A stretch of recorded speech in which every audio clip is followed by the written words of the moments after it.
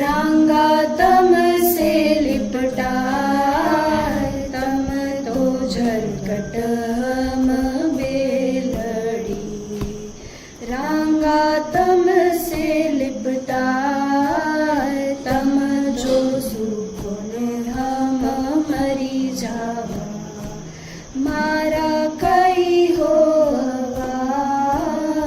ऐसी म्हारी प्रीत निभावजो। ऐसी म्हारी प्रीत निभावजो।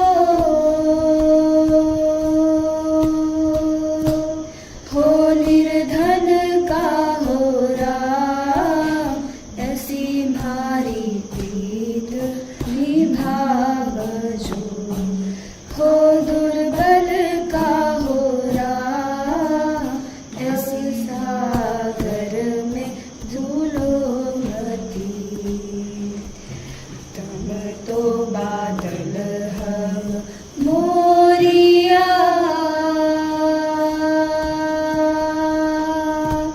रांगा तमारा ही माय तम तो बरसन हम Moriya.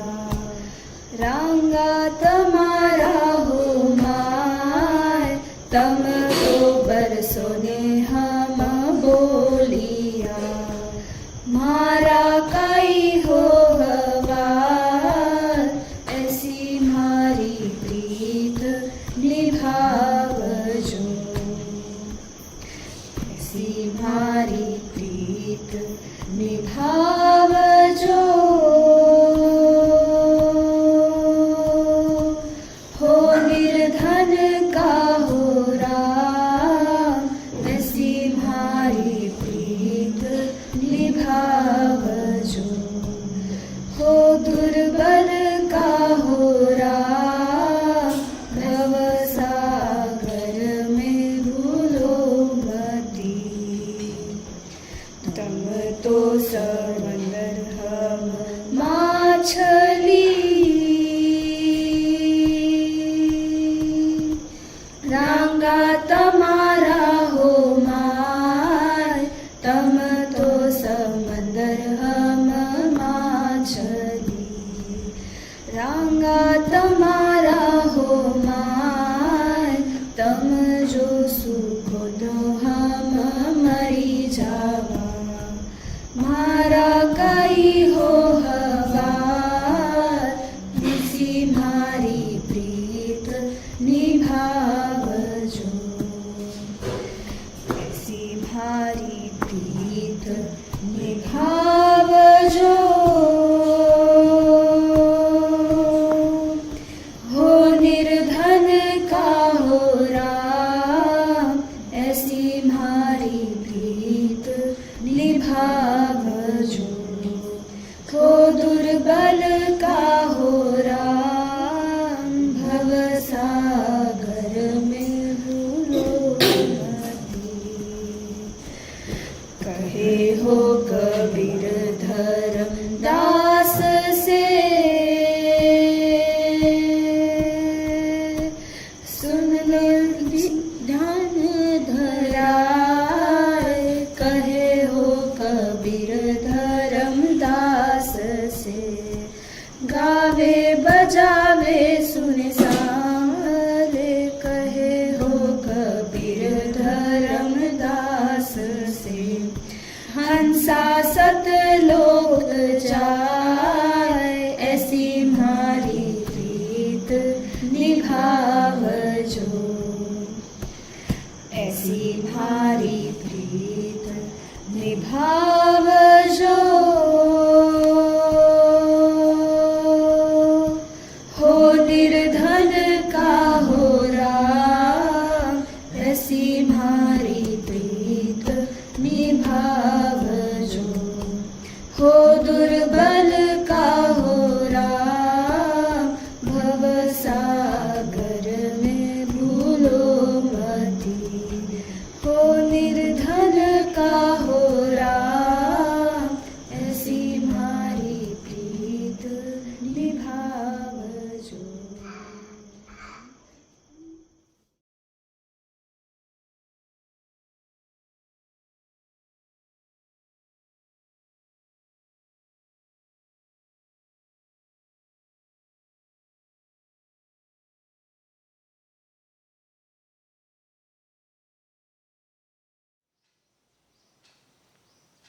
I don't have any question as of now, but again, I'm learning. I just finished my Ashtanga, so my journey began with obviously medical field, and then I went into a degree in yoga, and then all philosophy stuff, and psychology helped me to get through, the Freud's understanding, Jung, and all the Western philosophies.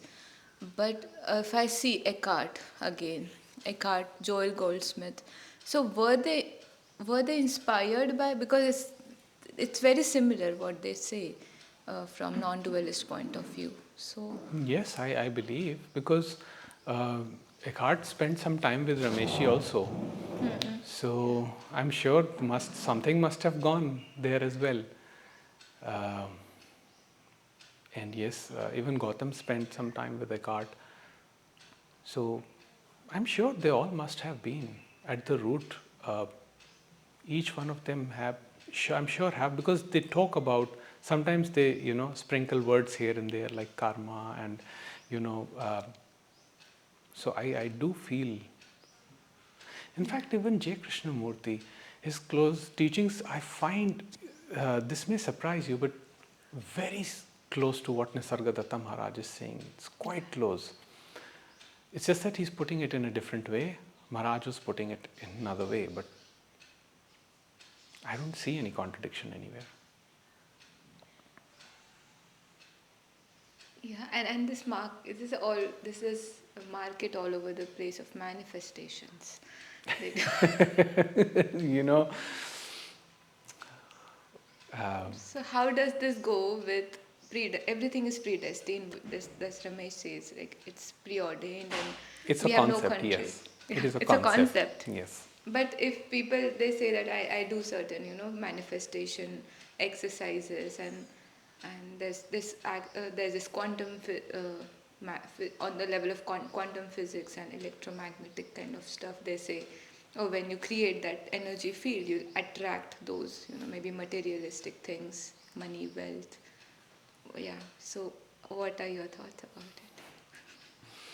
Well, all the all the goodness that comes with asking also comes with the opposite attached. So I remember this girl. She's from Mumbai.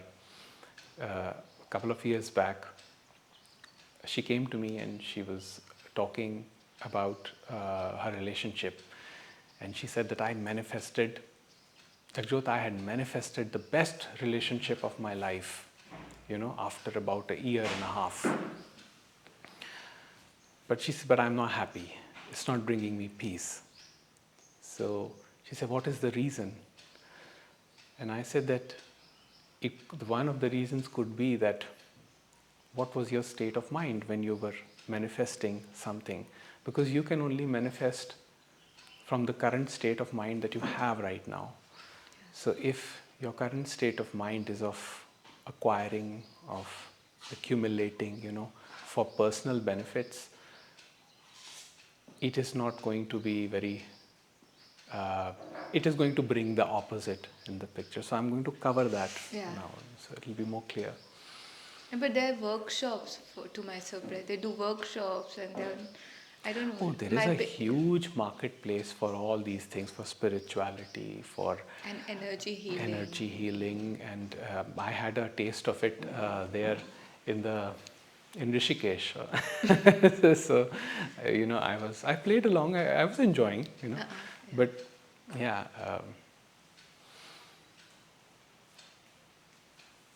It's sort of become like that, but it's all okay. So would you need water or something? I would need a glass of water. Thank you so much. Do you? Yeah. Hi, you just came. Do you need water? Any questions? No, I asked too many questions. Well, after I'll just give my basic concept, and after that you can have some questions, and then we'll sit in silence for a couple of minutes just to reflect on what's.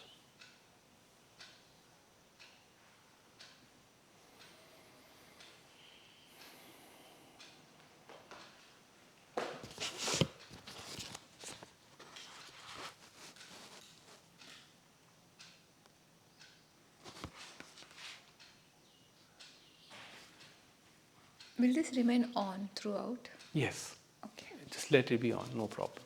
Is this the blue light on? Yeah, in yeah, that? it is. Yeah, that's okay. I was concerned about the charging. If the question answers are later, okay? No, it has 7 hours of battery, so Okay. rest is God's will. Jagjot, just another question, the gaze of Bhagwan. Like, to me, when I just meditate upon an object, I just have a picture of this. And this connects to that, like, if I'm having a problem, like, there's just sudden thing, like, who is having the problem? And then Yeah, exactly. I could see there's a compassion, like a lot of compassion, the way he looks at you from the pictures. Alongside, there's also this subtle, you know, just inquire who is exactly suffering. Yes. But there's compassion. He's not pointing it out like that. The best part about him is that he never discouraged anybody from any practices. Whoever said that, I follow this path, I do this practice, he would say, keep on doing it. If somebody wanted to do japa, he would say, keep doing japa. He never discouraged. He never said, no, this is the only path. He said that it is effective, definitely, but he said it's not the only thing. And giving that flexibility to another human being is an act of compassion also. But eventually we all know what's the destination is.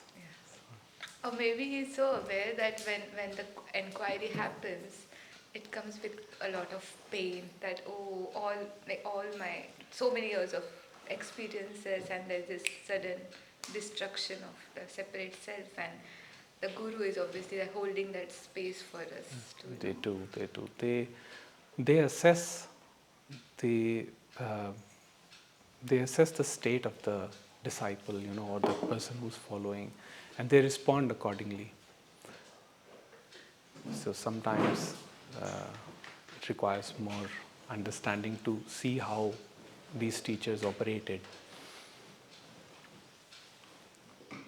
Thank you, thank you so much.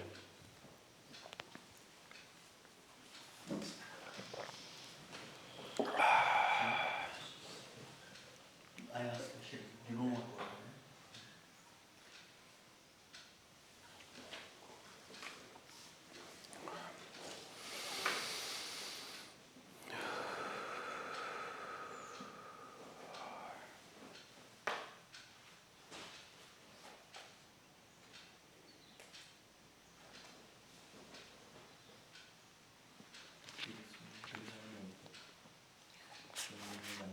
Sure.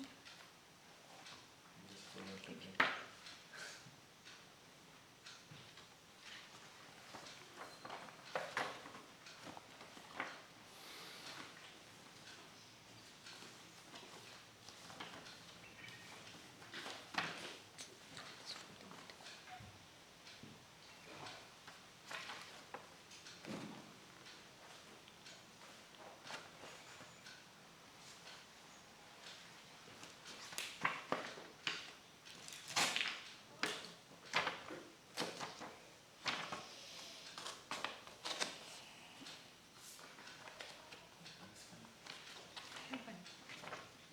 like to sustain a body,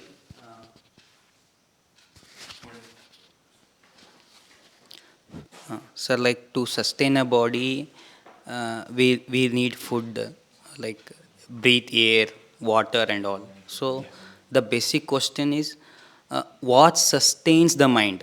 Because if I understand what sustains the mind, and if I cut off from what is sustaining the mind, I'll be cut offing myself from the mind. And what sustains the awareness? Because if I understand what really sustains the awareness, I can work on that what sustains it, and I can capture the awareness. Is the question making some sense? So what sustains the mind is awareness, because awareness is the substratum. And what sustains the awareness is itself, because it is self-luminous. It is made up of knowing. So it does not require anything else to sustain itself. It is self-sustaining. It can sustain independently also, and it sustains with the object also. And it is not separate from the object also. So there's nothing that sustains the awareness. So anything I do to sustain the awareness is just futile work then. To be able to do something requires awareness too. So awareness is your ground. Without awareness, you cannot even think of doing anything. So the question can be like, what can get me back to the ground?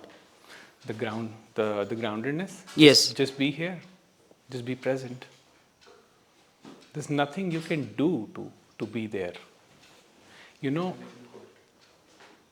To be this or that requires effort. To be does not require effort. It does not require movement.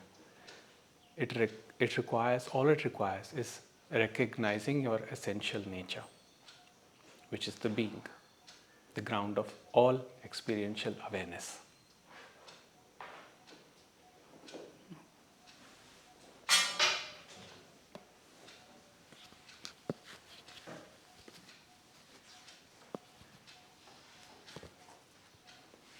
Are we all here? Where's Varat? We'll wait.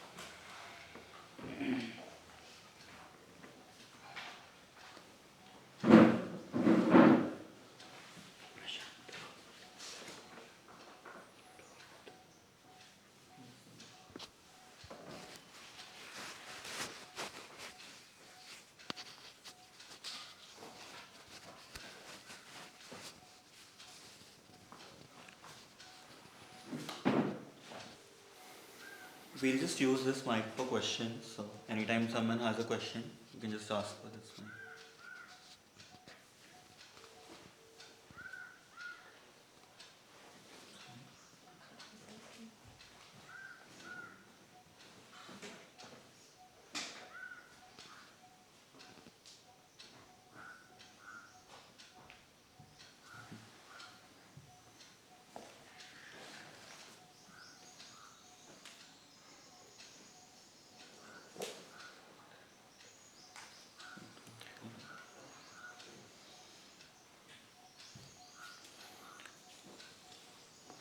We'll just discuss the basic concept, then we can have questions, and after that we'll sit in contemplation.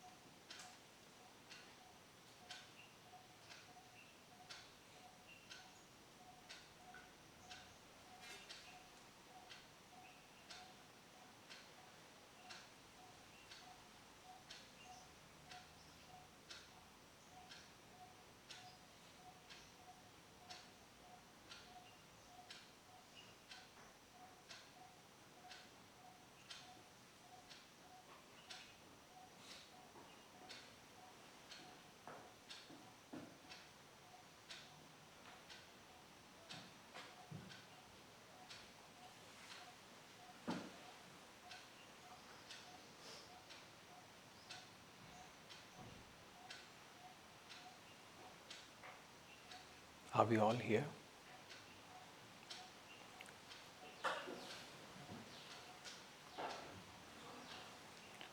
We'll get started. Anybody can join anytime, not a problem.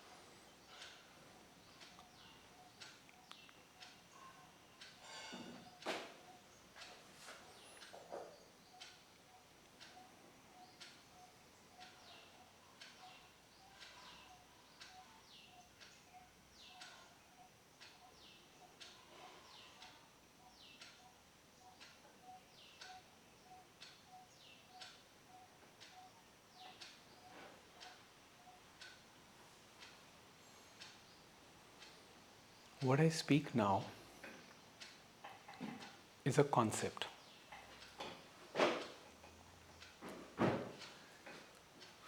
I don't claim that this is the truth.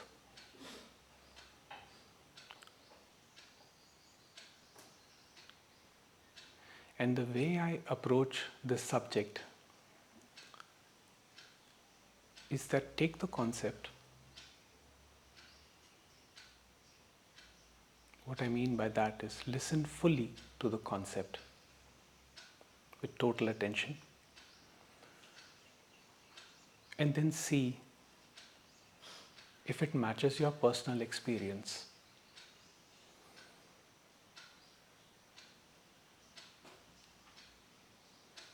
The concept has to match your personal experience. Only then it becomes your truth.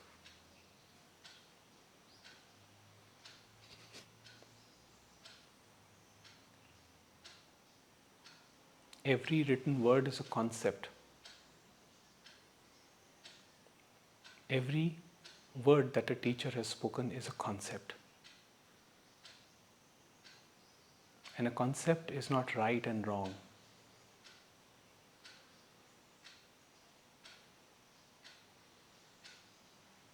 So we're not here to discuss what is right, what is wrong.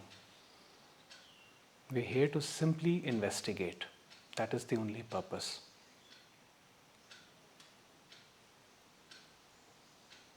I do not claim that I'm going to give you something here that you do not already have.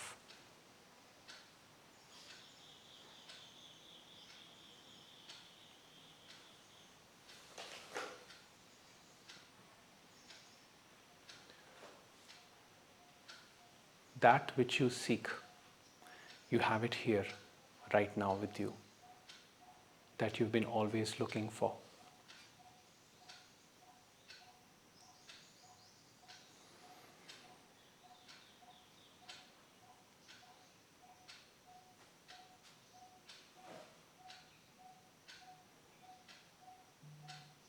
The only reason I'm sharing this with you is because this concept brought me peace.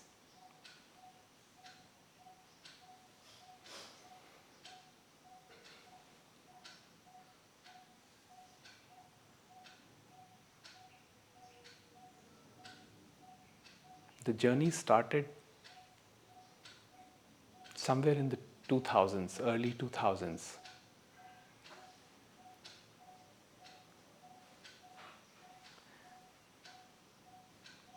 Where I was beginning my journey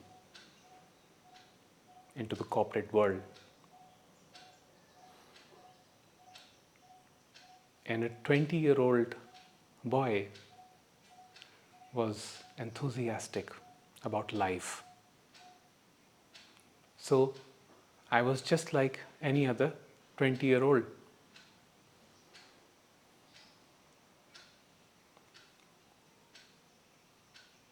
Striving for excellence, competitiveness, great ideas, chasing women, trying to fit in, trying to be a part of the culture.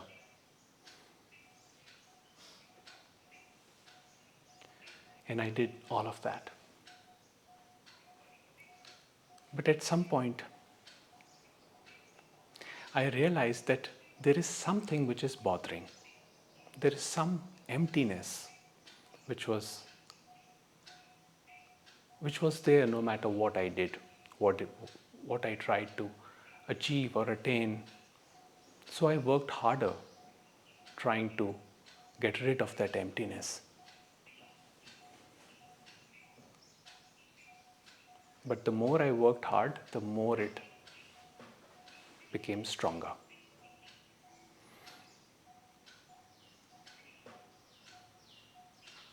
I was given a blueprint. Get educated, do well in your studies, do well in your college. And at every step I was told, life is set. This was the basic rule. Get good marks in your 10th standard, life is set. So with great effort, I got 60%. Then I was told, no, get good marks in 12th standard and make sure to get something more than 60%, otherwise you won't be eligible for a lot of jobs. So with great effort, I got 58%.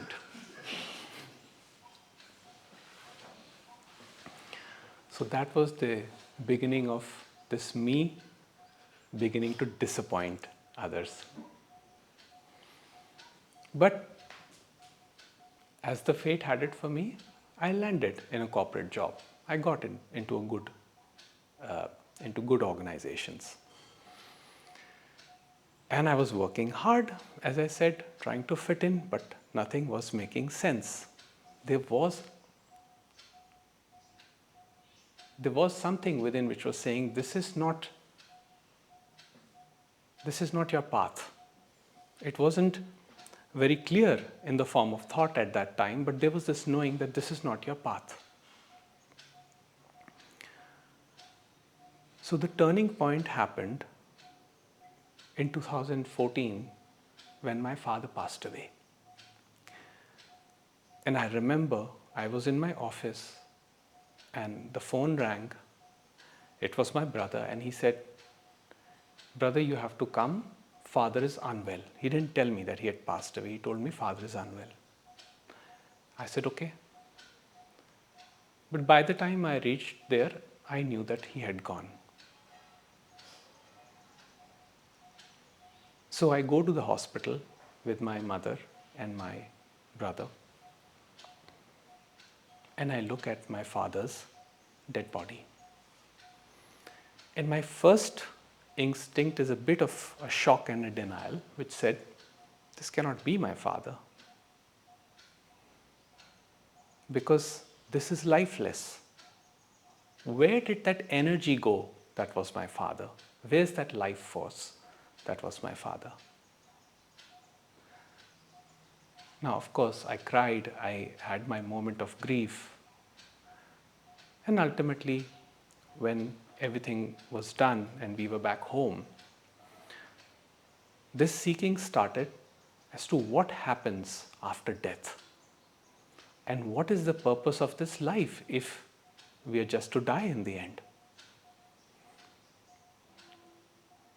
It started a very strong current. So I thought, let me first seek guidance from the scriptures. So I started reading scriptures, but I ended up getting more confused.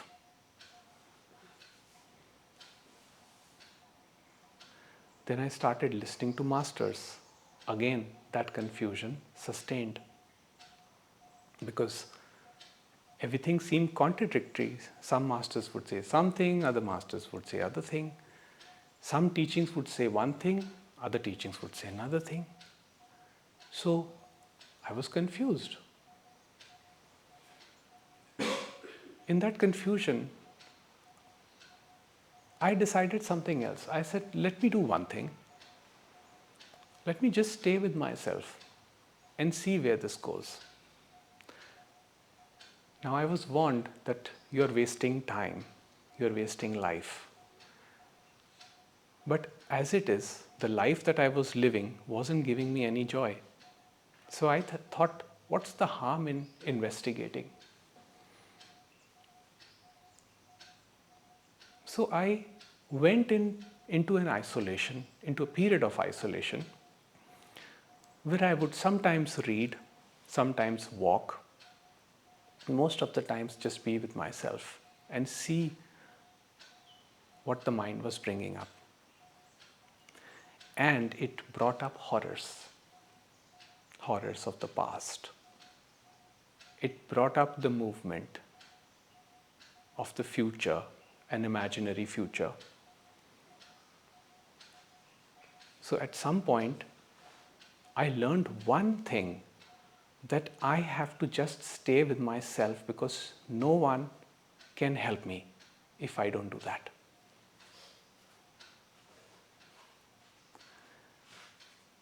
It was then that I came across Nisargadatta Maharaj,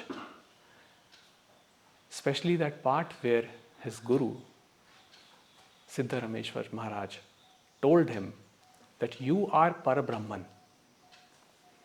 Abide in this I am and you will know the truth. And something told me that this had been happening all through. So I wasn't touching any book. I was just walking, sometimes sitting, and just being.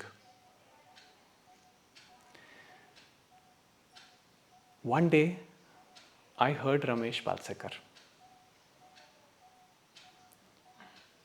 Just the first 20 minutes. First 20 minutes of his teaching, which says, you are not the doer. And it struck like lightning. I remember frantically running around. Oh my God, this is the truth. Because it resonated so deep.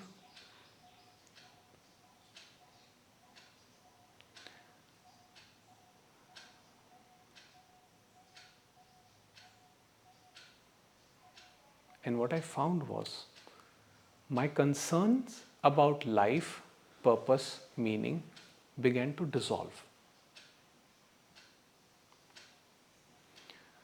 I found myself completely at ease, at peace, just caring about nothing, doing no spiritual work, doing no inquiry. If it happens, it happens, and just enjoying every moment. There was no analysis as to why this is happening, why it happened, how it happened. It was just there. Then I started sharing my experiences.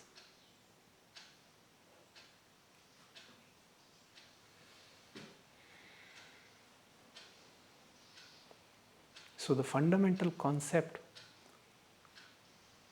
is that all there is consciousness. One reality, which is the source and substance of everything.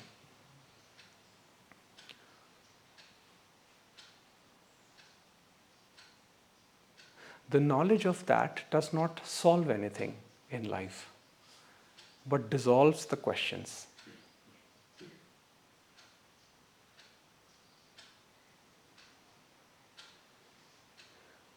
And that has always been the objective for the masters, to dissolve the questions, because when the questions dissolves, along with it dissolves the questioner.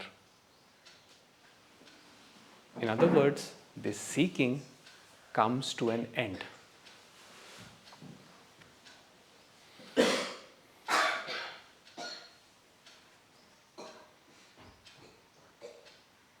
So when the seeking comes to an end, the natural result of that is peace.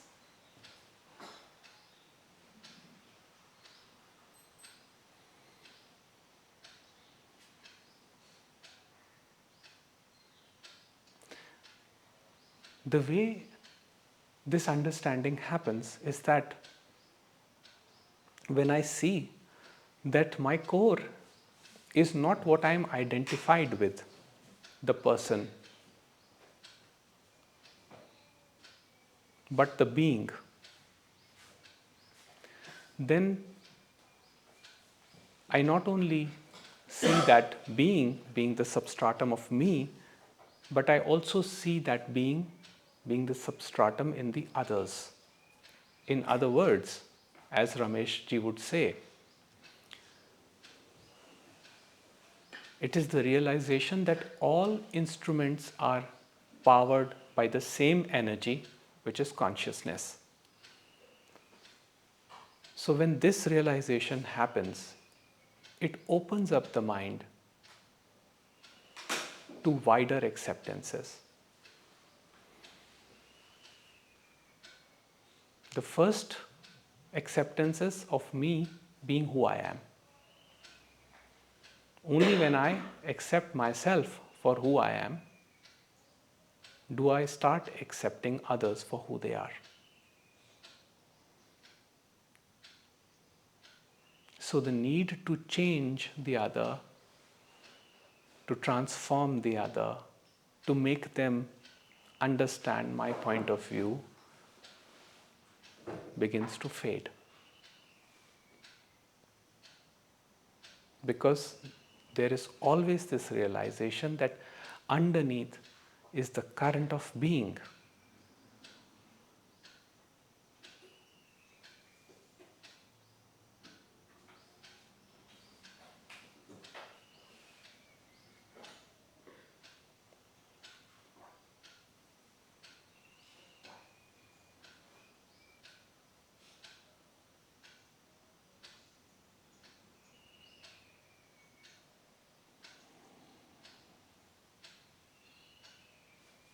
So if the current underneath is the being, then the question arises, who does anything?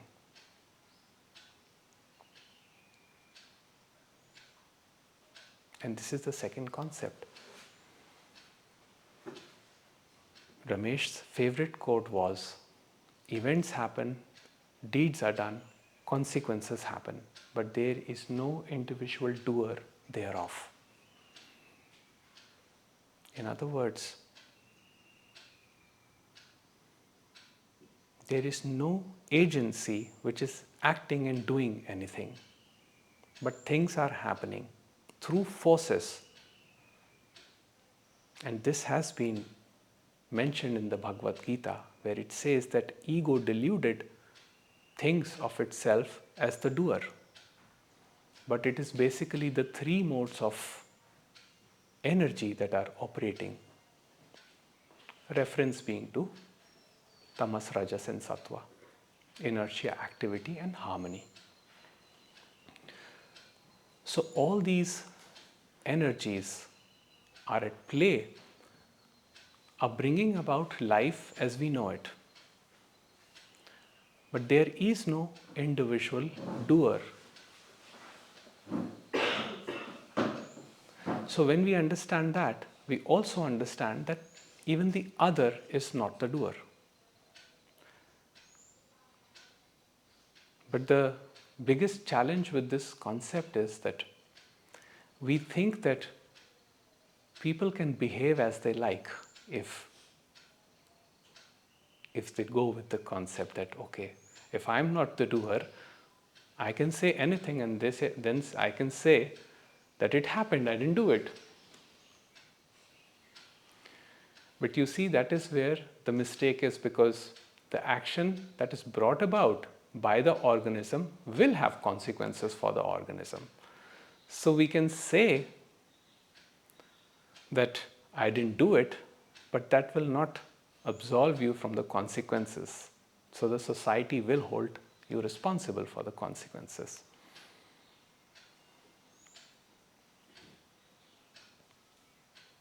The only thing is, the only difference being here, if something happens, let's say if I say something unkind to another person, I do not berate myself for it, living with this idea that I did something bad, living with this guilt.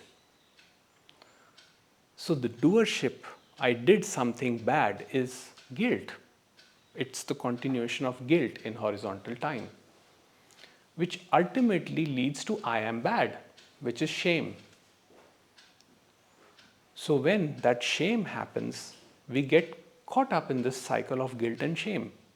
So to cover the shame, we start acting, and then again the guilt arises. So we are trapped in this cycle of guilt and shame. So non-doership is the understanding that I didn't do anything, it happened. Now in the moment, I can certainly express my regret, apologize, whatever needs to be done, I will do that. Knowing that through this organism, something happened which created a negative effect over there. But I'm not going to live with this story that I did something.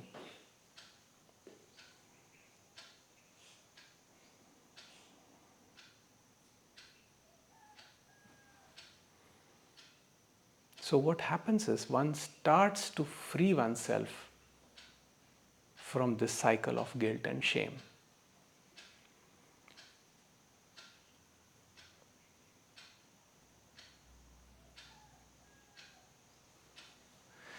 I remember I was speaking to an Italian woman, and she had a very troubled relationship with her father, and they were not on talking terms. So one day she asked me, why does this happen? And I asked her for details, so she told me that she behaved in a way, she did something which hurt her father. And now she felt ashamed of even going back and speaking to him. Where again I told her the same concept, that you feel ashamed because you think you did something. And at the root of it, there is an assumption that, my father must still be upset. So what is preventing you from reaching out is basically this idea that I did something. Now, of course, even after reaching out, yes, there still may be tension, there still may be stress. But then you don't live with the guilt, knowing that it had to happen the same way. There was no other way.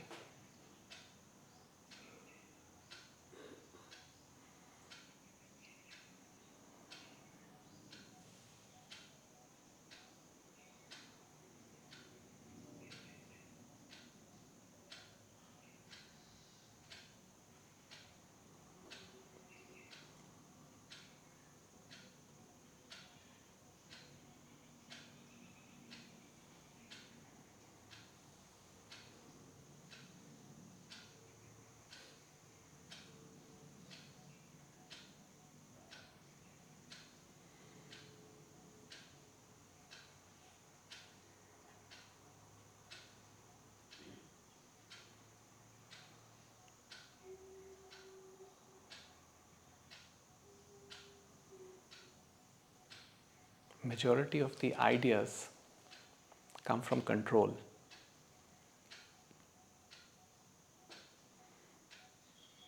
Where the separate self or me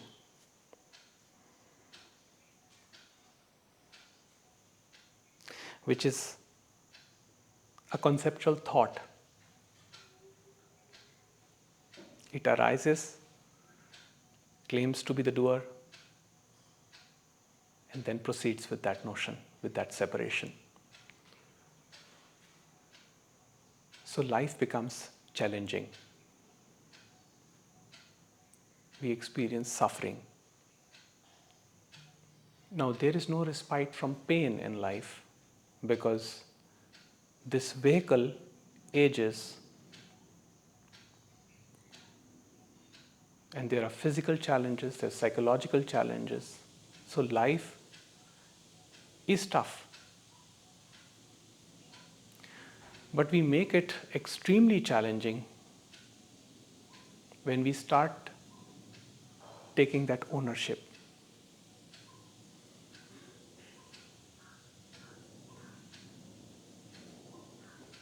I was surprised that even the Guru Granth Sahib, it starts with Ek Omkar, the Mool Mantra. Ek Omkar. And then it goes on further to say Karta Purak, Nirbhav Nirbhair. Karta Purak, only the God is the doer, that's what it says. Ramana Maharishi puts it in a little different way in that book that you have. He says, it is not that God does anything. It's just that through the light of awareness, these things are illuminated. Because you see, God does not have an agenda like we have. We have agendas. We must do this, we must be like this, be like that. God has simply created this reality. What is God? So again, my concept is that God is not an all-powerful entity in manifestation that is keeping a tab on its creation, that is judging its creation. God is this, whatever is arising here, this consciousness which is animating. Nisargadatta Maharaj would say that God is in the world and world is in the God. The subjectivity is in the objectivity. It is through objectivity that the pure subject is discovered. So like we were talking yesterday, that sometimes it is through the creation of self that the realization has to happen. The way out of the quicksand is through the quicksand, through the trials and tribulations, through suffering that life offers. Because that is the only thing that makes us question who is at the helm of affairs, who is in charge, who is this me that is claiming that I do anything.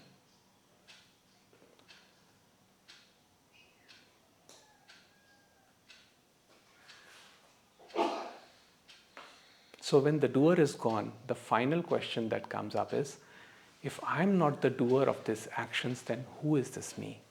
Who am I? That is mind inverting on itself.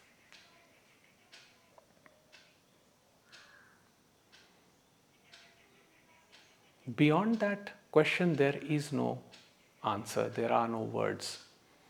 If an answer comes beyond that, then it is still mind claiming to be I am this or I am not this.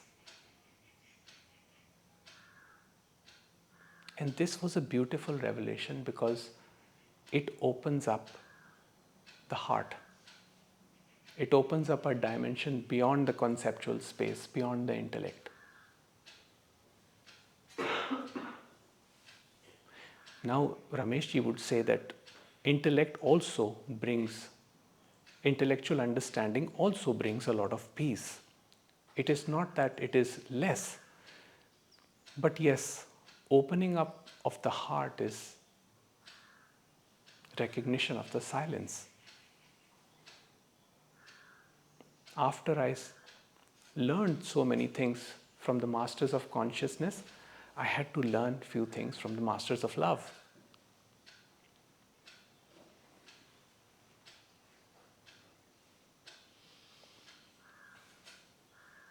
So Maharaj would say, love is not selective, mind is selective. Mind creates choices, which seems empowering,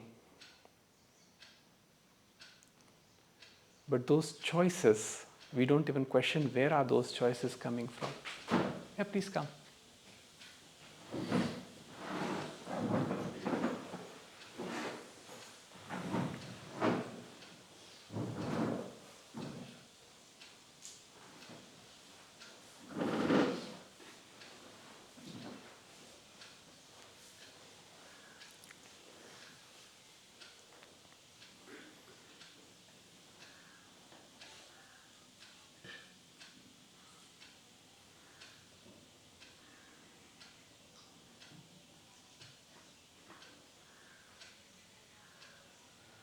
I will give you an example of how control used to work out in my life, and it gave me great pointers. So I had come for a training in Mumbai in 2012, and the organization had booked a guest house for me in Mumbai.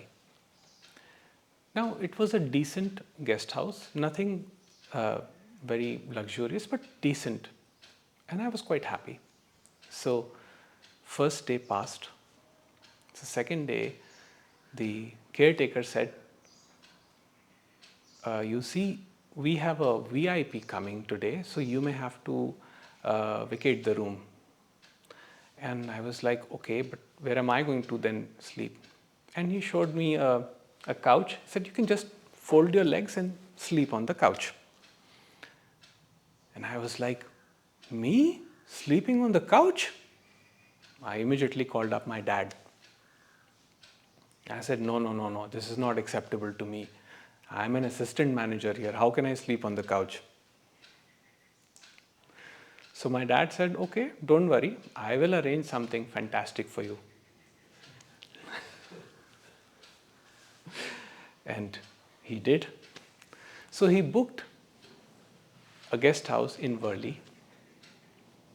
And I traveled. I went there.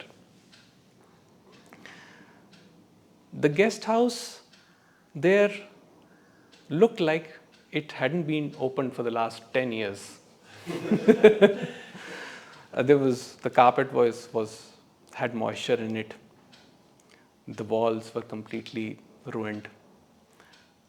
The washroom was barely usable. But now, my ego, I couldn't go back. So I said, okay, this is it now. So I adjusted. I got sleep, and next day again, I attended my training and came back. And believe me, when I came back, the caretaker there told me that, sir, this room was for a VIP. So someone important is coming, we are going to shift you to a lesser accommodation in the same building.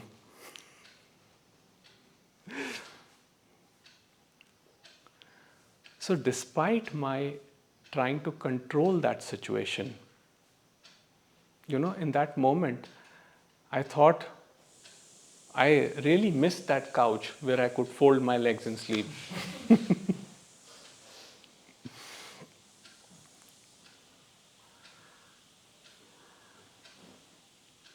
So we plan.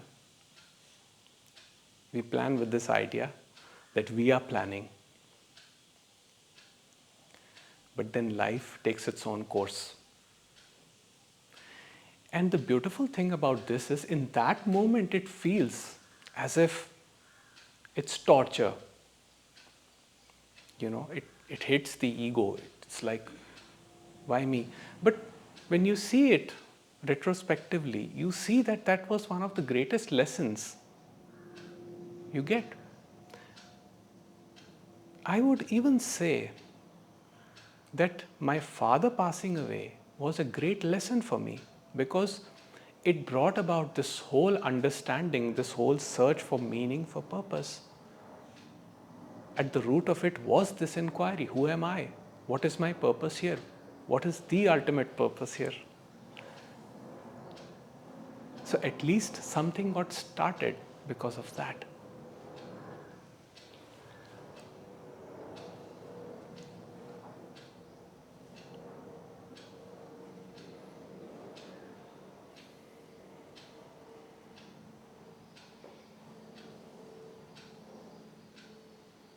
I usually talk about awakening, which is again a concept of mine.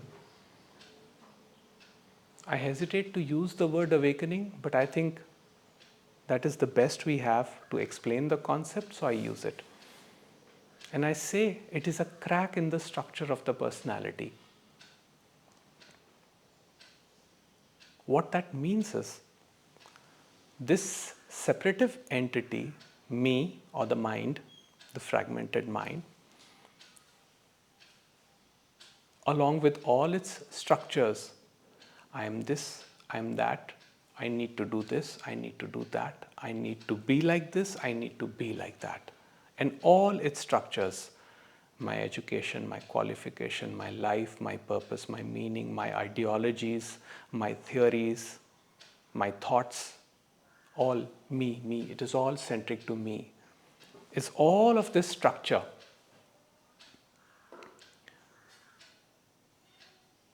There is a crack, which is the fundamental understanding is that no matter what this me gets, that happiness comes attached with unhappiness. This was my very first insight. There is nothing on this plane that comes by itself, it comes with the opposite.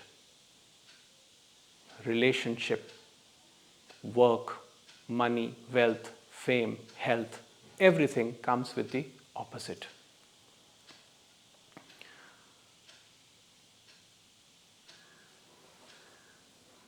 Suffering begins when we try to cling on to one of the opposites. When we say that I want happiness, but I don't want the unhappiness. So we're not willing to have the complete experience.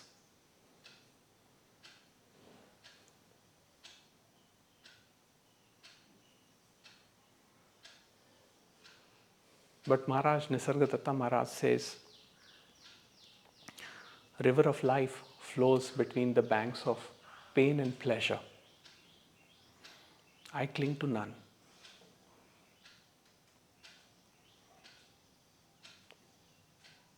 To be present with your unhappiness, with the emotions that are arising, with the mind that is contemplating, thinking, without analysis, without judgment, being totally present to it, as J. Krishnamurti would say, till you are identified with something limited, the entity me, the separative entity me, which is a distortion.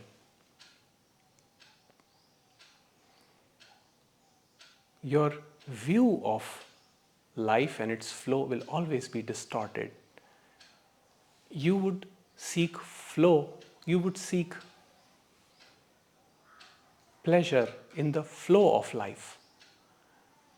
But Rameshji would say, it is not that you have to seek pleasure in the flow of life, you have to seek pleasure in the unpredictable flow, the unaltered flow of life, which means sometimes things will work in my favor, other times things will not work in my favor.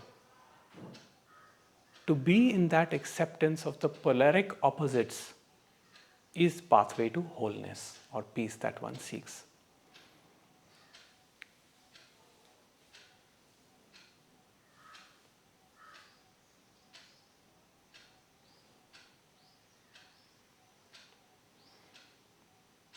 Claiming that I am the doer, we try to modify. I did it because I wanted a certain outcome. And of course, we all know the famous verse of the Bhagavad Gita, Karmanyavadhikaraste ma phaleshu kadachana. You are not entitled to the fruits of your action. All you can do is act. And it does not mean indifference. All it means is give your best, do your best to whatever situation is presenting, knowing that the outcome is not in your control. So when there is that crack in the structure that I speak about, these structures are still there. It's not that they have completely gone. The ego is not killed. Ego is still there.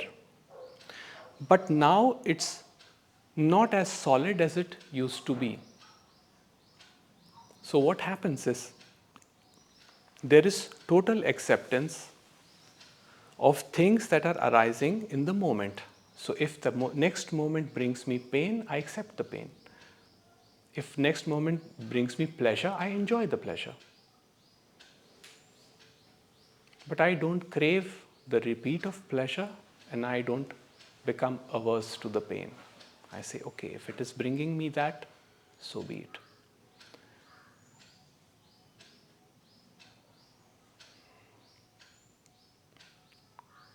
The fight is, the effort is when I try to control the outcome. One can certainly make an intention, like for example, if we are studying for an exam, we can study with the intention that I want to do well, I want to clear the exam. But how many marks are you going to get? What position are you going to get? If you concern yourself with that, you won't be able to do well. Even if you do well, let's say through effort, you do get well, you do well.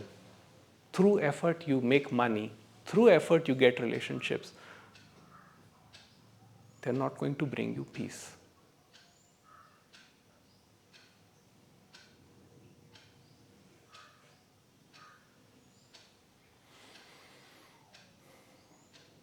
There is a great freedom in the recognition of being, which means I can be the way I am, and the others can also be the way they are. So even if they have contrary views, I can still accept them. I don't necessarily have to like people. This teaching doesn't tell you to like or dislike people. You can still have your preferences. You can still be around people that you think you resonate with and avoid others, not a problem. But you're not going to carry resentment, hatred, malice, spite, jealousy. You won't spend your time thinking about it, because that faculty of thinking is the separative me with all its structures, and now there is a crack in it. Sometimes that crack happens on its own through the awareness. Other times it can happen through listening to concepts. Other time it can just happen for no reason.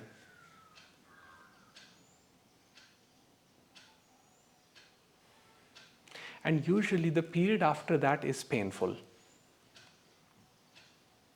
because the mind is still wired.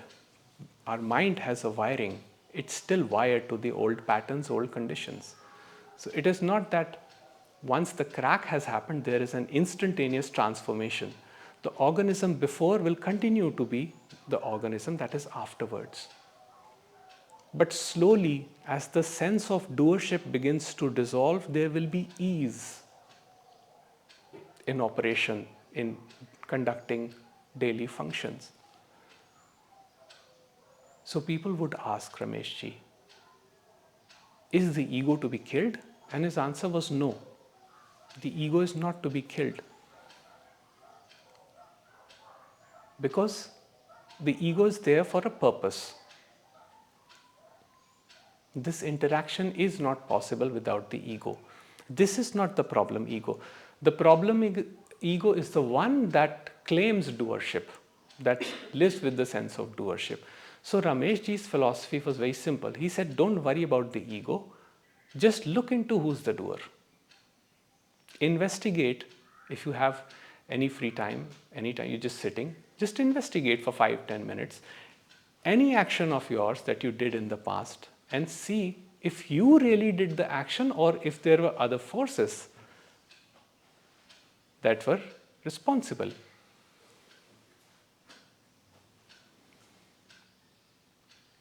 And he said that if the inquiry is sincere, which also depends on awareness, inevitably you will come to this conclusion that you really didn't do anything. Certain things happened a certain way. There were certain inputs, and based on those inputs were outputs. What is the basis in which this awareness works? And Rameshji says, the created object will never know. Also, Meister Eckhart says that all we can do is marvel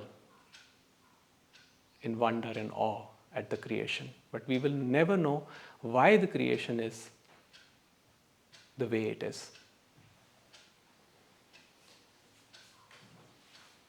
So the understanding happens through the acceptance of the polaric opposites.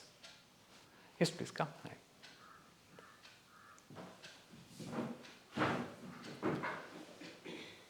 And this is not a matter of intellectual debate, because intellect is the tool of the mind.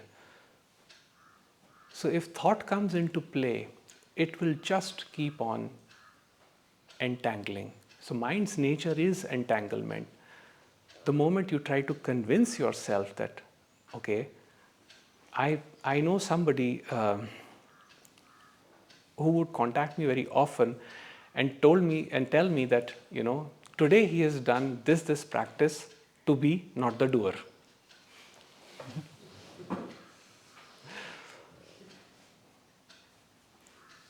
So that is what the mind does.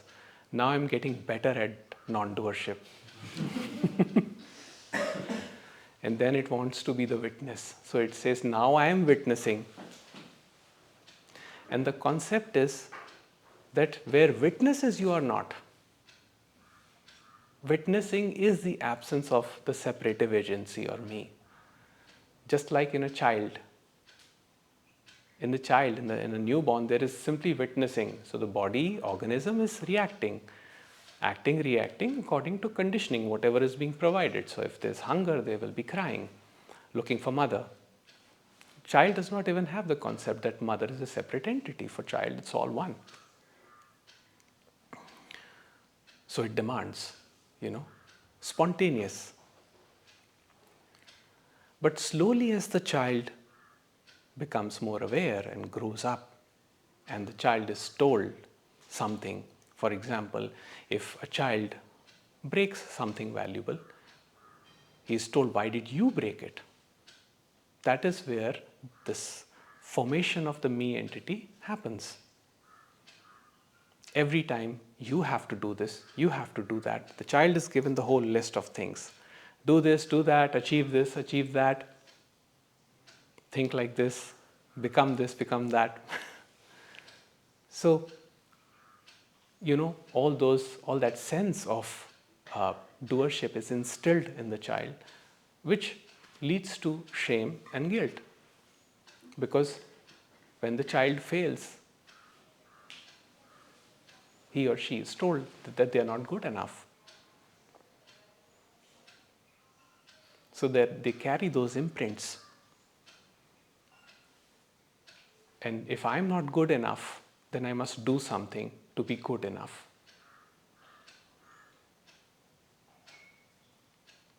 So that is how this entity springs up.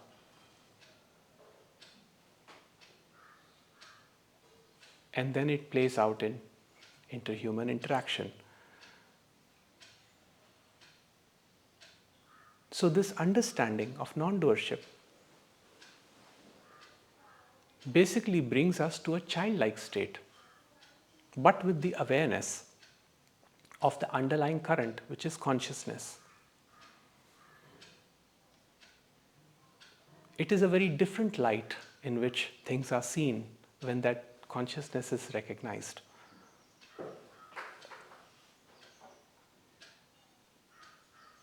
It doesn't allow for choices.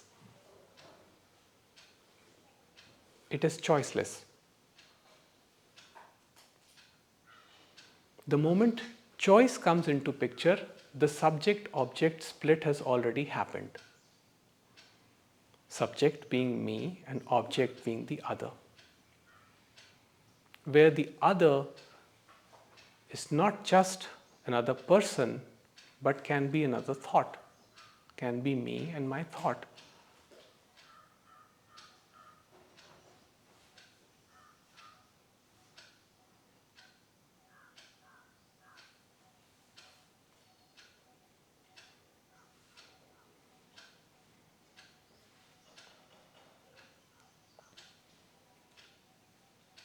Maharaj would say that a great pointer is that you can see that person is not your continuous experience. It comes and goes.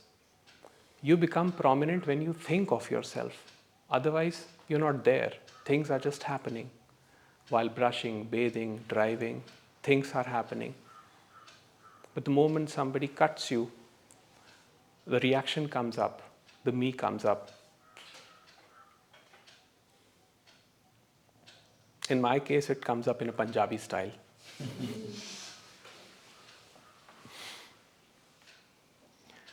But that is not the problem. It is not our job to annihilate that me. It is just to understand its nature, is to understand where it rises from, and that has been the only investigation.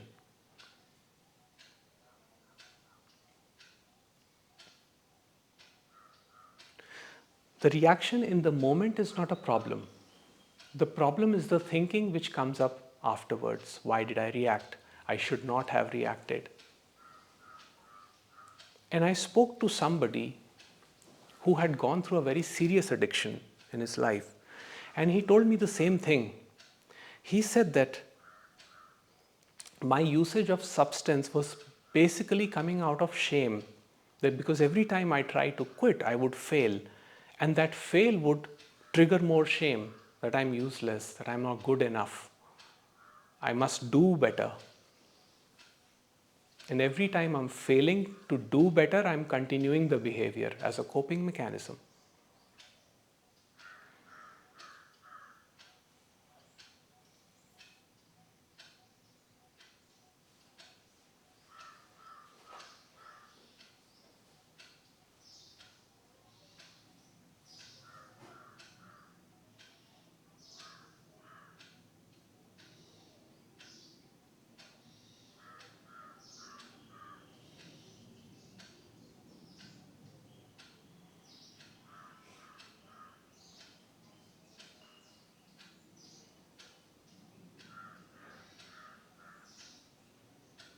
Identification with the limited is suffering. To know one's nature as the limitless awareness, as the pure being, is the elimination of that suffering. Not the pain, but the suffering. Because in the being there is no choice.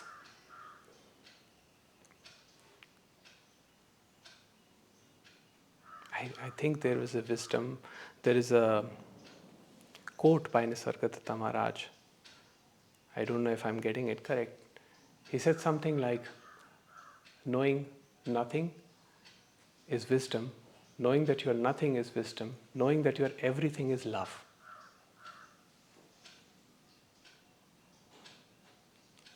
So to arrive at love, mind is a very limited instrument. And this is why perhaps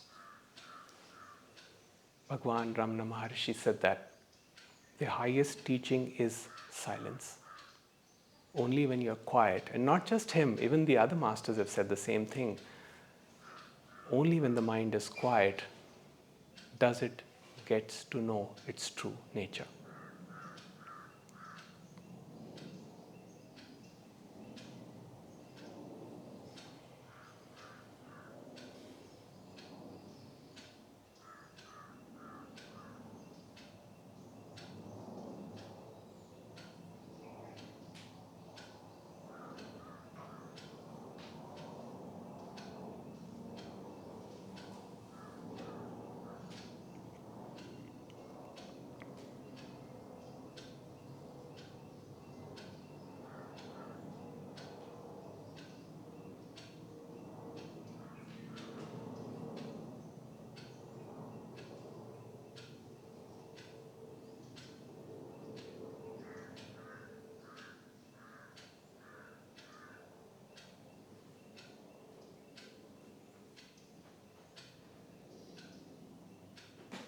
One of the most favorite quote of mine from Sri Ramana Maharishi is, your job is not to be this or that.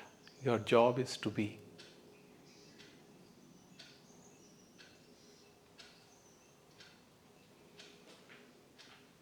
And it is very simple. It is the simplest thing of all. When you stop putting effort, it is the effort which prevents us from seeing our being.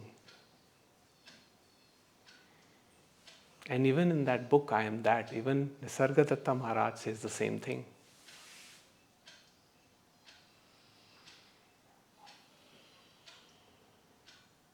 Because we are conditioned for effort. We've come to this idea that all good things come through effort, which is not wrong actually, but there is a deeper understanding, which is that all good things come from effort, true, but they come attached with the bad things. So in that, limited love comes with pain. The assurance for security by default comes with insecurity. Certainty comes with uncertainty. Happiness comes with unhappiness. So the transcendence is not by eliminating one. It is by accepting the total movement of this happiness, unhappiness, virtue, vice, morality, immorality.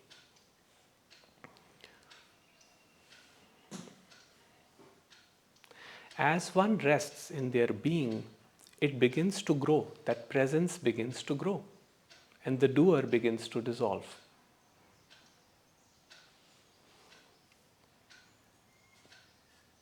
And there comes a point where the understanding happens in action, which means the sight of the self, not the limited self, but the self, the being, is not gone,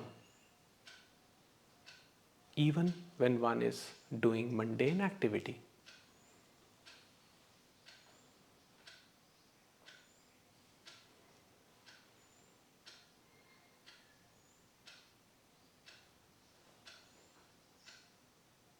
And the spontaneity that arises as a result brings peace. Because one is not living in that anxiousness, in that space. Am I doing the right thing or the wrong thing? You're not doing anything. Things are happening. You are claiming to be the doer. And then the anxiousness is coming up. I did something. Why did I do it?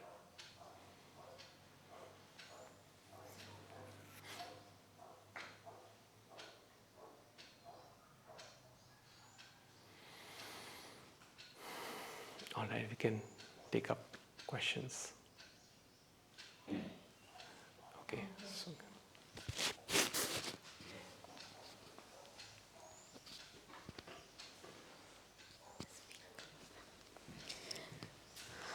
Namaste, Jagjot. Yes, please go on. My question is that it is said that whatever thought comes to you, to act or anything, just surrender, go with it. And the resistance is what causes pain. Yes. So, whoever the superpower that we talk about, if that is giving you that thought, if that thought is like, I think Ramesh Balsekar always said, the thought is put into you by the God, as we speak. So the resistance, isn't the same God responsible for us to think about the resistance? Yes. And if surrendering is the right thing to do, how is resistance the wrong thing to do? There is no way the mind can understand that whether the resistance is right or wrong, or the surrender is right or wrong. It is simply a happening. Why it is happening, why the resistance come up, I mean, Source could have just created perfect entities with no resistance at all.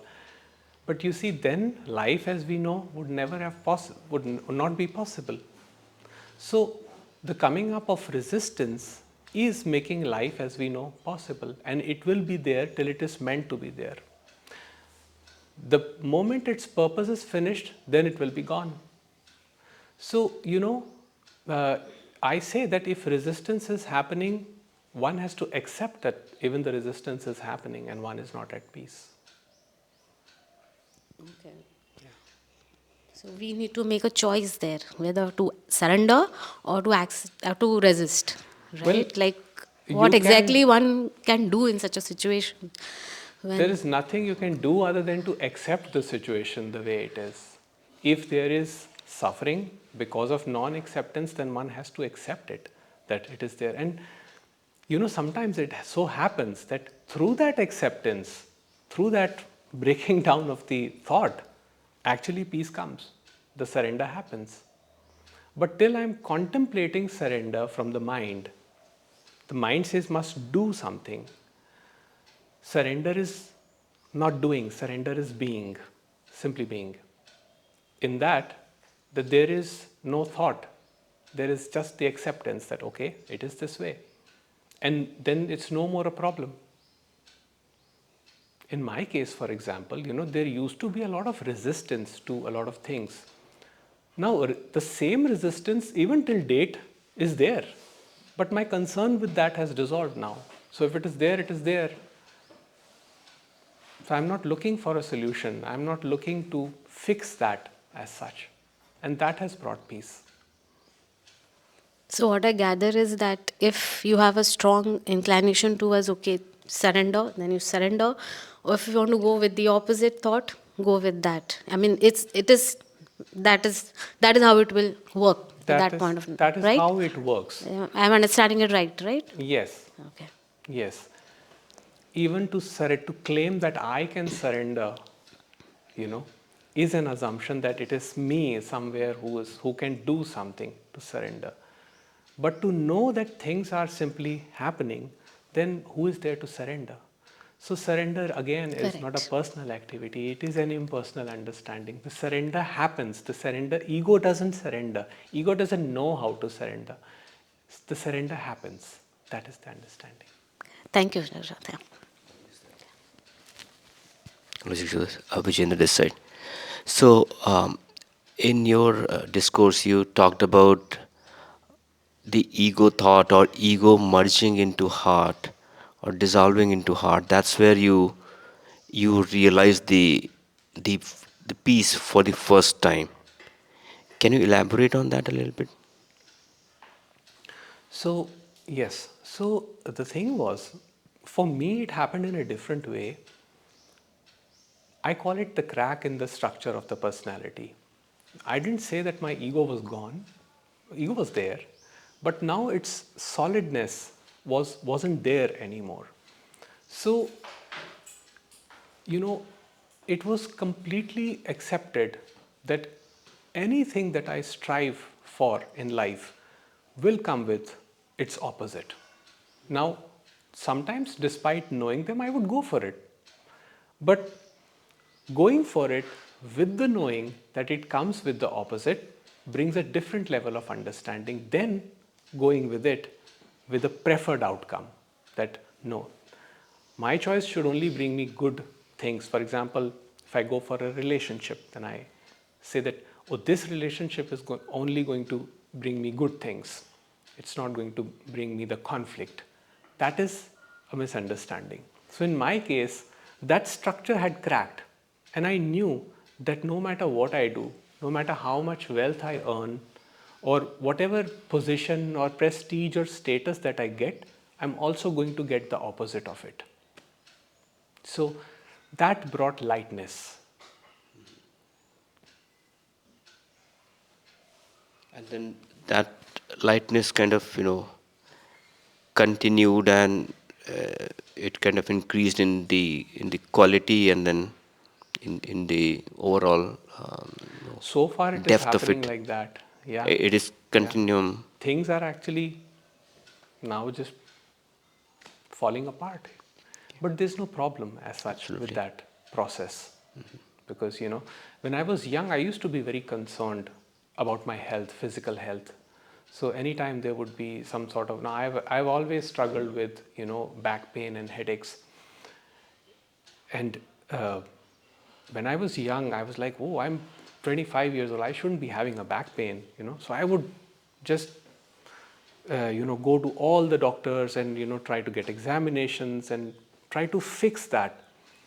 But at some point, I started realizing that, okay, it just comes and it goes, and it doesn't, um, it doesn't disrupt my normal daily functioning. So it's fine. And the surprising thing is that after that, it's been much more better. Thank you for that.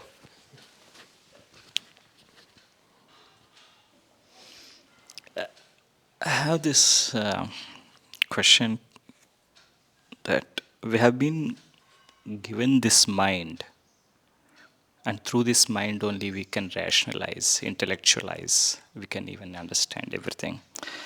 But we also need to use the same mind to understand its own false nature or shadow nature, which is really a weird thing.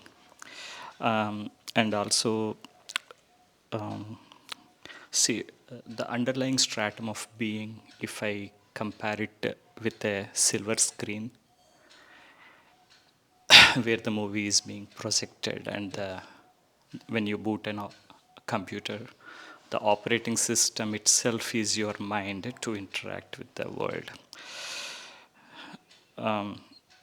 How do you know actually we are too much involved in that movie that is being played on the silver screen, that you will never see the screen, you only see the movie, right? And we generally get too emotional when you see audio and visual, just only two senses. But the movie that we are currently in, we are actually playing out in this movie with five senses. You can even touch the things in this movie, and you can smell and taste and everything, which is more real than the real movie that we. So how do we actually use this tricky mind, because that is what only you have to rationalize, understand, but at the same time it also it sprang from the source. Yes, yes. And to use mind to understand its own false nature, that it only sprang from the source, and it only is coming in between as an obstacle to understand that it came from the source. Yes. I mean, it's quite tricky in nature. How do we deal with that nature? I mean, is it enough to understand the nature of the mind to get back to the core or the source, to understand the source that it actually sprang from the source? I mean, yeah. So you see, mind is the best tool we have. There is no other tool for investigation. And as they say, to get out of the quicksand, you have to go through the quicksand. You just don't magically appear clean at the other end. You have to struggle, you have to go through the dirt, mud. So either suffering does that for us. When there's too much suffering, then we begin self-reflecting. But the only possibility for anything to happen is self-investigation at the end. Because there is, personally I have not come across any other tool. Then, because even the other practices eventually quieten your mind. And when the mind is quiet and in the most stable state, it can investigate who is at the source. That is the only thing. So I would just, say that what Ramana Maharshi would say, that when, now I'm going to combine two things. When you realize that you cannot do anything, you cannot even surrender, using your will, using your force, what do you do then? What do you do? You've done your best, you've tried everything, all practices, all modalities, but nothing works. What are you going to do then? You're just not going to do anything, you're just going to let it be. Right? So, when you let it be, isn't there a sense of relief? That relief is not mind. That relief comes from the being. because you have done your best, you've struggled, you've suffered, you've cried, and you see no escape. You see that mind gets entangled. Can I do this? Can I do that? Mind is trying to find something to do. And the masters are not letting us do anything. They're saying anything that you think you can do, by all means, if you feel a practice is helping you, is beneficial for you, do that, by all means, no problem. But eventually, you will not be able to dodge this question, who am I? And that is the only way, that is the only pathway. And now, of course, we try to classify these things into two, that, one is self-inquiry, one is surrender. But ultimately, if you see, it is surrender only, because inquiry is the tool of the mind. Surrendering is impersonal.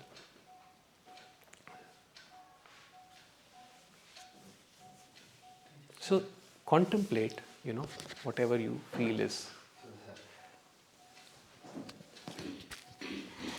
So, do we mean to say that through the usage of your mind tool and investigation, we are accentuating the surrender? What do you mean accentuating? We are allowing surrender to happen. We are fastening it. We are like speeding it up. Yes. So when the inquiry is sincere, and I will get into this more tomorrow. When the inquiry is sincere, what happens is we begin to understand that mind cannot be the only reality. There has to be something which illuminates the mind, because even the mind comes up and it comes up and it goes. For example, in deep sleep, there is just awareness in its pristine state. Correct. But the moment you get up, the I comes with everything, with all of it, with the complete duality. So it is this I also, this mind, me, I, whatever we call it, is also an arising. It is. So if this is an arising, then there has to be a source. So what is that source? That is the investigation. So mind contemplates, it tries to do things, it practices everything. When it has totally failed, that is when surrender happens. Not that the mind surrenders, but the surrender happens. Correct. So the result of it is the organism becomes more spontaneous and free of concepts and more peaceful. Because this organism by nature is very peaceful. We think that, just because we are reactive sometimes or we are moody sometimes, that there's something wrong. But actually the human organism is designed with those imperfections. So whether it is the master or it is any other person, the human imperfections always remain. It's no more a concern, no more a problem, when the surrender happens. Surrender means the realization of being, not an intellectual realization, but the realization of the heart that the being is. Understood. And just an add-on to that, you said when we kind of wake up from our sleep, the I thought or the ego sprungs up, right? Yeah. From where does it come? That is the question. That is the investigation. Okay. Where does it spring up? Okay. There has to be something, right? And that something is untouched. It cannot be known as an object of your experience, because the moment anything becomes an object of your experience, there has to be an experiencer. Okay. The collapse of the subject-object split, the collapse of the experiencer into pure experiencing is surrender. Understood. Is being free of the choice. Thank you.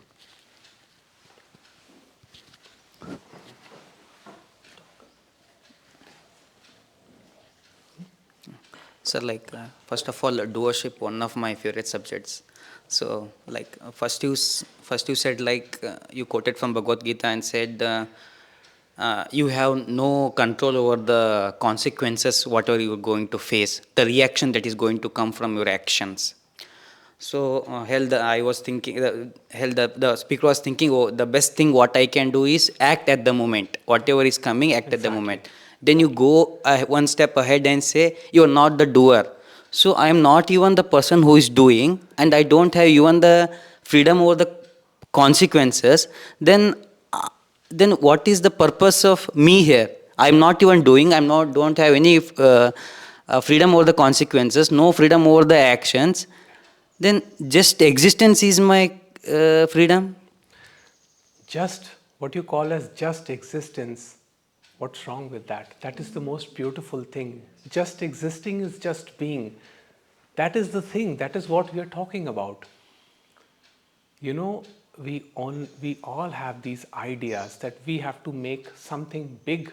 Everyone wants to make something big out of life because that brings this me some attention, some food, that I'm doing, that my life is worthwhile. You know, there is some purpose I'm fulfilling. But actually, from my experience and from what I've seen, people who have made great contributions did not have this sense of doership in them.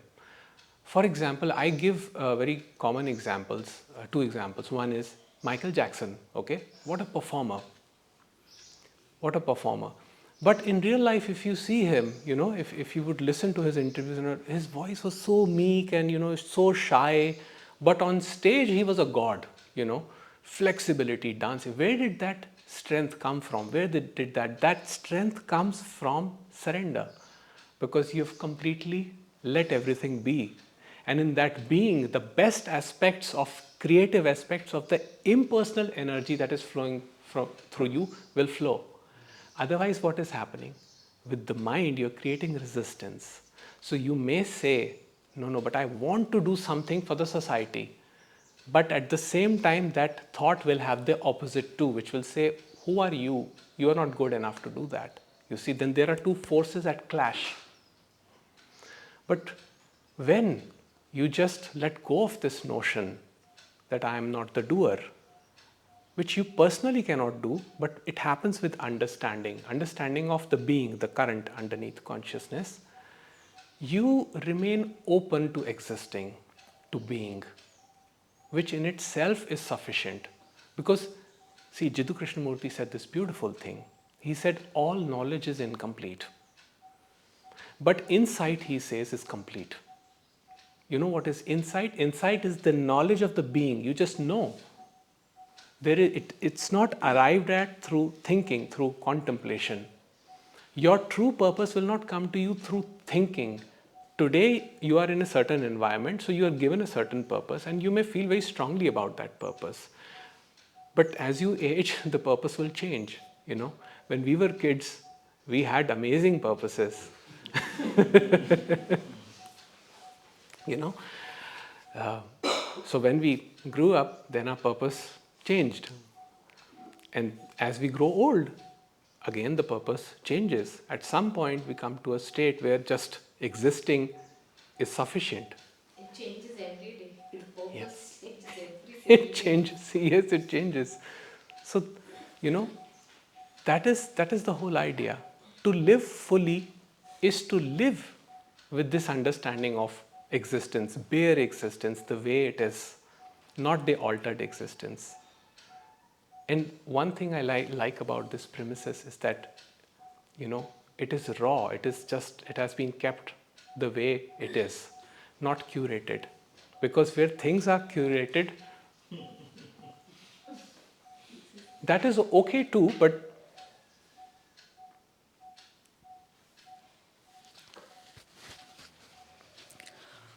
Um, I'm not sure if I'll be able to frame the sentence or question properly.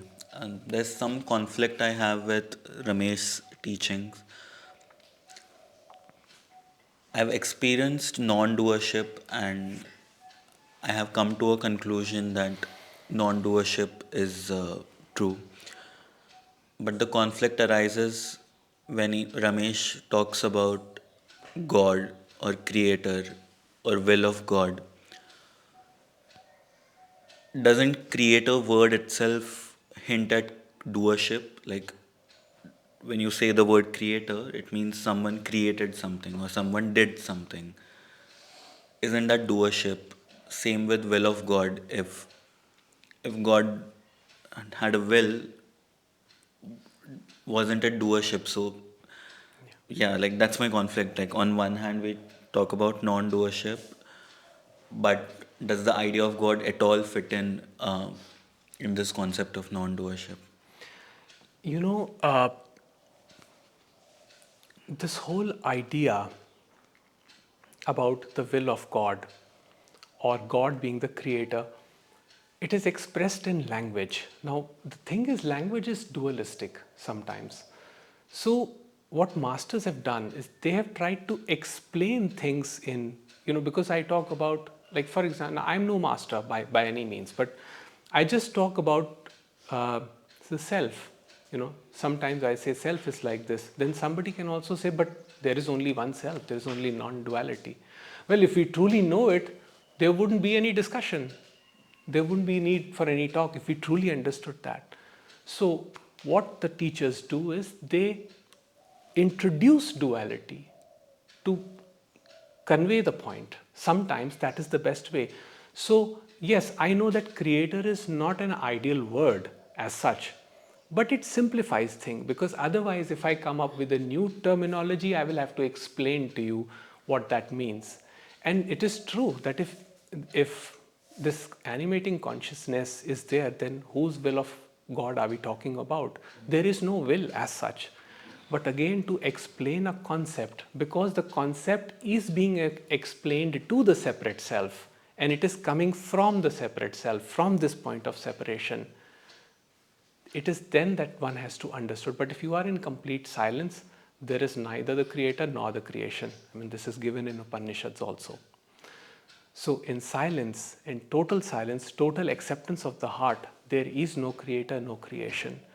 But to explain a concept, to address the challenges of life, issues of life, sometimes masters introduce duality to make the concept more clear, which eventually leads to the understanding of non-doership, and it becomes clear as the time goes.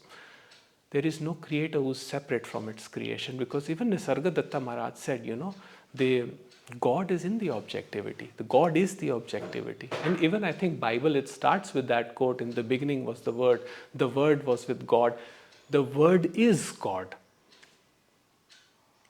So we have to, when we are reading these pointers, we also have to understand the context in which things are being talked about. Because if you read talks with Ramana Maharishi, you will find contradictions. And you will, even in Bhagavad Gita, you will find contradictions. But one has to understand. For example, when Sri Krishna was giving the divine knowledge to Arjun, he saw that Arjun is going through an emotional conflict. That means there is separation there. So first he tried to explain the formless to him, but Arjun could not understand. So then he showed him the form, the Virat Roop, the magnificence, vision with life, death, and all the visions. But is that the reality? No. Even in the Bhagavad Gita, Krishna says that is not the reality. But since you wanted to see form, I produced the form for you. So you see, masters usually see what the state disciple is and where the conflict is, and then they address. Even one of my friends, once questioned me the same question, and they were like, sometimes you say all there is consciousness, and then you're talking about this doership, non-doership. And I said that I'm talking about it because I see you, and I see in what state you are, and I respond accordingly. I just respond accordingly. So my ultimate purpose is not to convince you. My ultimate purpose is just to give you the concept. After that, if your mind inverts on itself and the inquiry begins, then that is for you, that is your destiny. Do you personally think there's a creator? Who thinks there's a creator? Only the one that believes he's created will say that there's a creator. You see, in silence, in deep sleep, there are no questions. When you are happy, when you're very peaceful, there is no question of purpose, creator, creation, nothing. It is only when there is a conflict that the questions come up. So what is that conflict? That conflict is the division between the experiencer and the experienced. So even Jiddu Krishnamurti would say that experiencer is in experiencing, there is no experience. So in creation, there's no creator. And should we look at the concept of predeterminism in the same way? Like it's just that will come to more. That will be discussed because it ties up with the non-doership and with the will of God, with God's will, which is quite a problematic concept. So we will take that up tomorrow.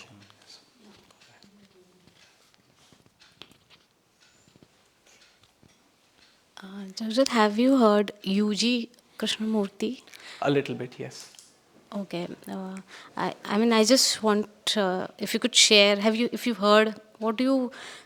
It's very difficult what he talks, and it's very different from the concepts from other masters share. So I have heard some of his audios, and it's very blunt, straight. But yes, for a person like us, like the seekers, it's very difficult to understand as to what he's trying to get to or what he's trying to make us understand. And which is also, like I said, it's very difficult from Balsika's teachings or Maharaj's teaching. I mean, do you have any thoughts, anything that you can, part with? To be honest, I haven't read that much of his work, but from whatever little I gained, I'll just express what is my opinion on the subject. Now, I may be wrong about this because I don't know much about it. But from whatever little I've understood, I see no contradiction at all in what the masters are saying and he's saying. The best thing about UG Krishnamurti is that he's saying, you are seeking, you are searching, but he's saying for what? And this is what even Ramesh said, that seeking has to come to an end. And UG is saying there is just no seeker. He's saying, I am like a wall. You throw something at me and I respond, which I do agree. That is how we all are, It's like there is nothing here of substance. You think that there is something here, so you are posing a question and then I'm giving a response based on my conditioning. So what eventually he's saying is that the natural biological organism with its spontaneity is very peaceful. Yes, that's what he keeps saying. Yes. So we don't have to search that peace, acquire that peace. That is innate to us. So when we go out looking for ways to perfect ourselves, that is the idea of the mind. But naturally, this is very peaceful, just like a child. Child by nature is very peaceful, acting, reacting according to conditioning. I mean, I only understand this much of this.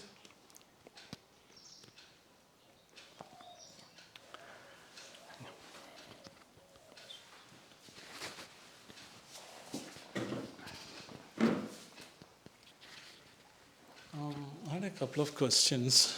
I'm not sure if they're related to what you talked about today. Might be slightly. One of them is, can you talk a bit more about the distinction between the subject and the object? I don't know if you'll come back to this later. Whereas, so I could probably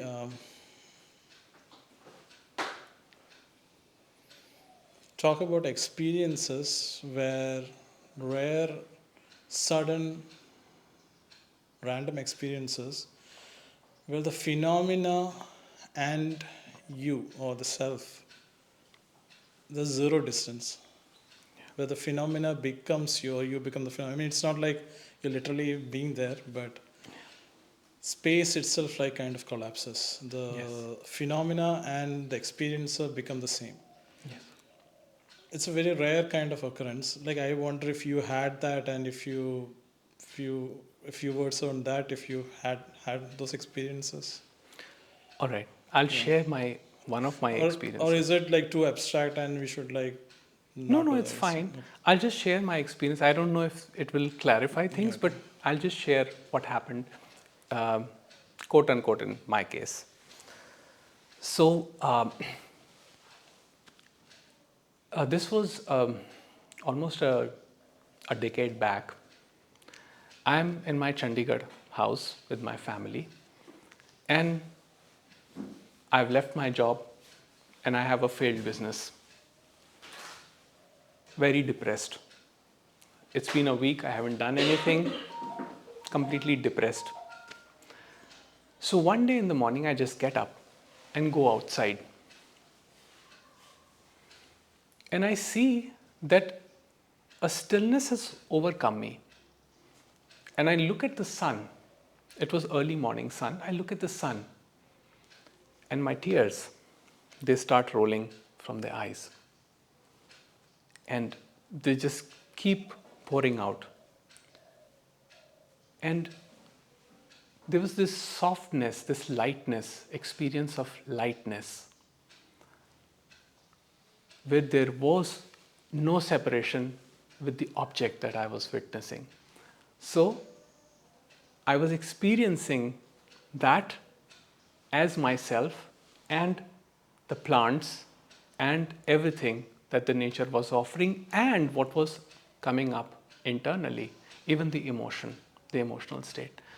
So in that moment, there was no separate experiencer of anything, but it was just pure experiencing with all its natural functioning, crying, laughing, smiling, being sad, everything. And there was no thought other than this direct observation of things, the way they were happening. And there was this understanding, not an intellectual understanding, there was no thought as such, but there was this knowing, I would say, it is perfect. It is all perfect. Nothing needs to change. And that was very peaceful, very relieving. And I can still recall that experience. So, of course, after that, a lot of things changed in my life. But I would try to get back to that state, thinking that I was the one experiencing it. I would try to get hold of, then I would try to contact teachers. How can I get that experience back? And thank God they guided me in a proper way, and they said, don't look for the experience. It will happen when it's meant to happen. And it did happen in Thiruvannamalai also with me. Same thing did happen. And there was an outpouring of emotion even there. So that has been my, I'm quoting it as my experience, but I don't know if I can call it an experience. But it was a vision where, a vision of totality. That's the best way. Kind of interconnectedness with yes, everything. yes, that is the word. It is the vision of total interconnectedness, like not seeing anything in separation. I could not distinguish between the boundaries. Like I knew that there is nowhere where I am finishing and the other is beginning. It's that all those boundaries were, they weren't there. It was completely limitless, expansive.